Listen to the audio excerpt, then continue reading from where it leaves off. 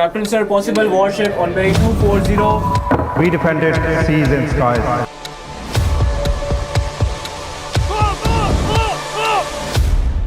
ہم موجود رہے، مستعد رہے، سو کامیاب رہے۔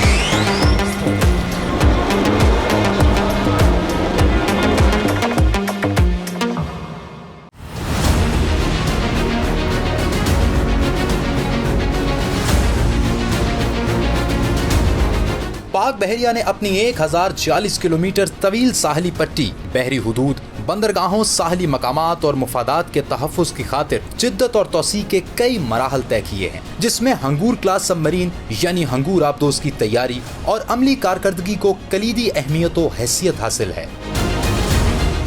پاکستان کی ہنگور کلاس سب مرین اور خالصتاً پاکستان کے خلاف استعمال کرنے کی غرض سے انڈیا کی جانب سے کلواری سب مرین کا آغاز کرتے ہوئے دعویٰ کیا کہ کلواری کلاس سب مرین پاکستانی ہنگور سب مرین کے مقابل جدید اور کئی گنا بہتر ہے، اور اس دعوے کی بہت زیادہ تشہیر بھی کی گئی، حالانکہ حقیقت اس کے بالکل برعکس ہے۔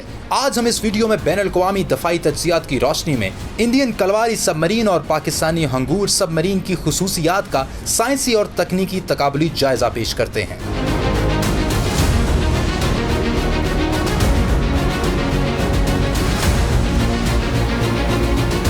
نمبر 1، پاکستانی ہنگور کلاس سب مرین انڈین کلواری سب مرین کے مد مقابل سائز اور پلیسمنٹ میں کہیں زیادہ بڑی ہے، جس کے باعث ہنگور کلاس سب مرین میں کریو ممبرز اور دفاعی سسٹم نصب کرنے کی وسعت کلواری سب مرین کی نسبت کافی زیادہ ہے۔ نمبر 2، ہنگور سب مرین کی لمبائی 76 میٹر اور کلواری کلاس سب مرین کی لمبائی 67.5 میٹر ہے۔ اس طرح پاکستانی ہنگور انڈین کلواری کی نسبت لمبائی کے اعتبار سے 8.5 میٹر طویل ہے۔ نمبر 3، پاکستانی ہنگور کلاس سب مرین 2800 ٹن ڈسپلیسمنٹ کرنے کی صلاحیت رکھتی ہے، جبکہ انڈین 1700 ٹن ڈسپلیسمنٹ کر سکتی ہے۔ یوں مجموعی طور پر یہ فرق 1100 ٹن کا بنتا ہے، جو یقیناً بہت زیادہ اور واضح ہے۔ نمبر 4، اگرچہ کلواری اور ہنگور سب مرینز کی رفتار 20 ناٹس یعنی 37 کلومیٹر فی گھنٹہ ہے، مگر پاکستانی ہنگور سب مرین میں کریو ممبرز کی زیادہ گنجائش موجود ہے۔ نمبر 5، پاکستانی ہنگور کلاس سب مرین کا ڈرافٹ یعنی زیر آب جانے کی صلاحیت 6.2 میٹر ہے، جبکہ کلواری 5.8 میٹر تک جا سکتی ہے۔ یوں ہنگور کلواری کی نسبت پانی کے اندر زیادہ گہرائی تک رسائی حاصل کر سکتی ہے۔ نمبر 6، پاکستانی اور انڈین دونوں آبدوزیں ڈیزل الیکٹرک پرپلشن سسٹم رکھتی ہیں۔ سائنسی اعتبار سے یہ ایسا نظام ہے جس کی بدولت ڈیزل انجن آبدوز کو سنورکل یا سرفیس کرتے وقت طاقت مہیا کرتا ہے۔ اس پرپلشن سسٹم میں ایک خاص اور بڑی بیٹری کا استعمال کیا جاتا ہے، اور اس بیٹری کو ڈیزل انجن چارج کرتا ہے، جس سے سب مرین یا آبدوز زیر آب رہتے ہوئے اپنا کام سر انجام دے سکتی ہے۔ انڈین کلواری کلاس سب مرین کے لیے جرمنی اور پاکستانی ہنگور کلاس سب مرین کے لیے چین کے تیار کردہ انجن کو منتخب کیا گیا ہے۔ نمبر 7، ویپن یعنی ہتھیاروں کے اعتبار سے اگرچہ پاکستانی اور انڈین دونوں آبدوزیں مختلف النوع ہتھیار لے جا سکتی ہیں، مگر پاکستانی ہنگور کلاس سب مرین اپنے زیادہ وزن اور وسعت کے باعث بابر 3 کروز میزائل لے جانے کی خصوصیت رکھتی ہے۔ یہ بات قابل ذکر ہے کہ بابر 3 کروز میزائل کی رینج 450 کلومیٹر سے 700 کلومیٹر ہے۔ نمبر 8، پاکستانی اور انڈین دونوں سب مرینز کے درمیان سب سے اہم اور قابل ذکر فرق AIP سسٹم ہے، یعنی ایئر انڈیپینڈنٹ پرپلشن کا ہے۔ دراصل یہ ایک ایسا جدید سائنسی نظام ہے جو مرینز کو متبادل انرجی ذرائع مثلاً سٹرلنگ انجن کا استعمال کرتے ہوئے آکسیجن کے بغیر الیکٹرکسٹی اور پرپلشن پیدا کرتا ہے، لہٰذا یہ 15 سے 20 دن تک زیر آب دشمن کی نظر سے اوجھل رہتے ہوئے اپنے دفاعی فرائض سر انجام دینے کی بھرپور صلاحیت رکھتی ہے۔ اس کے برعکس انڈین کلواری کلاس سب مرین میں AIP سسٹم موجود نہیں، اسی لیے یہ محض 2 سے 5 دن تک پانی کے اندر رہ سکتی ہے اور آکسیجن کے حصول اور بیٹری چارج کرنے کے لیے اسے سطح آب پر آنا ہی پڑتا ہے۔ इस अमल को साइंसी इस्तिलाह में स्नोरकल कहा जाता है, जिसके बायस इंडियन कलवारी क्लास सबमरीन का रडार और सेंसर की जद में आना हतमी है। इंडियन कलवारी आबदोज में AIP सिस्टम नस्ब करने के मुतालिक कोशिश की जा रही है, मगर इसके अमल दरामद में कई साल का अरसा दरकार है। इंडियन कलवारी क्लास सबमरीन के मुतालिक किए गए भारतीय दावों दरोग गोई की कली उस वक्त खुल गई जब 4 मार्च 2019 को भारत नेवी ने ऑपरेशन स्विफ्ट रिटार्ड के बाद कलवारी सबमरीन को पाकिस्तानी पानियों की तरफ भेजा, तो पाकिस्तानी नेवी ने उस आबदोज को स्नोरकलिंग के दौरान PC-3 ओरियन तैयारों से शनाख्त करते हुए डिटेक्ट कर लिया। इसी तरह अक्टूबर 2021 में कलवारी सबमरीन को पाकिस्तान नेवी ने एक मर्तबा फिर अपनी सलाहियत, जहानत, दलेरी और जुर्रत से डिटेक्ट किया और भारत को बैनुल अक़वामी सतह पर सुबकी और शर्मिंदगी से दो चार होना पड़ा। इस तरह भारतीय नाम नेहाद बहरी दफाई बर्तरी का दावा बहीर अरब में गर्क हो गया। इन हकाइक की रोशनी में कहा जा सकता है कि बिलाशुबा पाकिस्तानी नेवी को भारतीय नेवी पर फौकियत हासिल है। बकौल कलीम उस्मानी, ये फजा तुम्हारी है, बहरो पर तुम्हारे हैं, कहकशां के ये उजाले राह गुजर तुम्हारे। पाकिस्तान नेवी वॉर कॉलेज जो अभी आप इस शेप में देख रही हैं, ये पाकिस्तान नेवी स्टाफ स्कूल के नाम पे इस्टेब्लिश हुआ था back in 1968 at one of our own very old establishment it's called PNS Himalaya. उसके बाद 2 साल के अंदर नेवी ने फील किया कि अब हमारे ऑफिसर्स को मज़ीद एक ट्रांजिशन की ज़रूरत है, जिसमें कि इसको फिर स्टाफ कॉलेज के लेवल पे 1971 में PNS कारसाज के अंदर इस्टेब्लिश किया गया।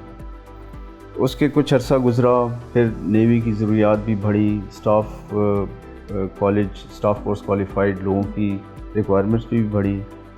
तो फिर 1996 में स्टाफ कॉलेज को लाहौर में शिफ्ट किया गया। It was rebranded as Pakistan navy war college.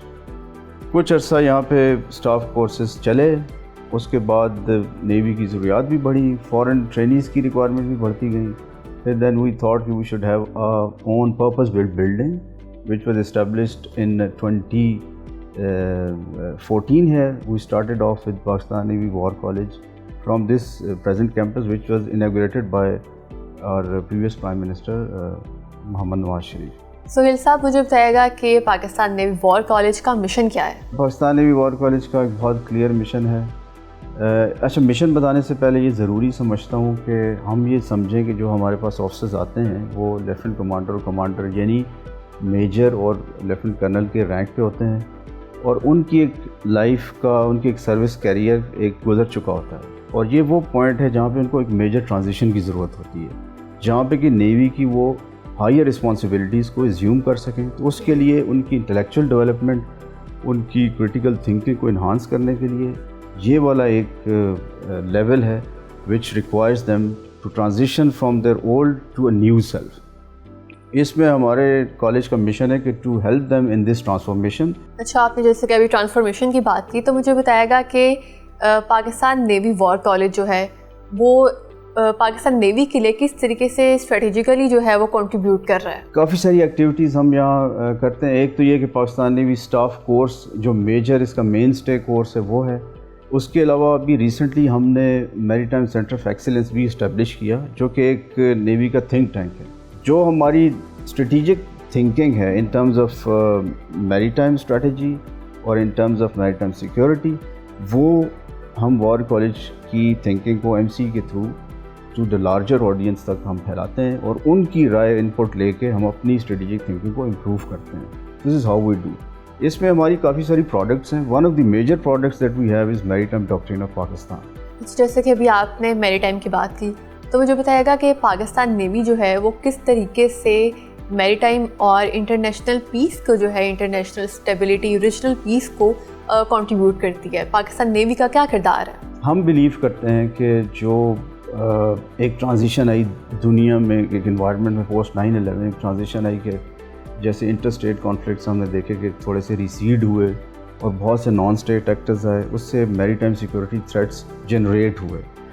उन मैरीटाइम सिक्योरिटी थ्रेट्स की जनरेशन में ये एक फीलिंग आई कि एक नेशन या एक नेवी मिल के उन थ्रेट्स को एड्रेस नहीं कर सकती।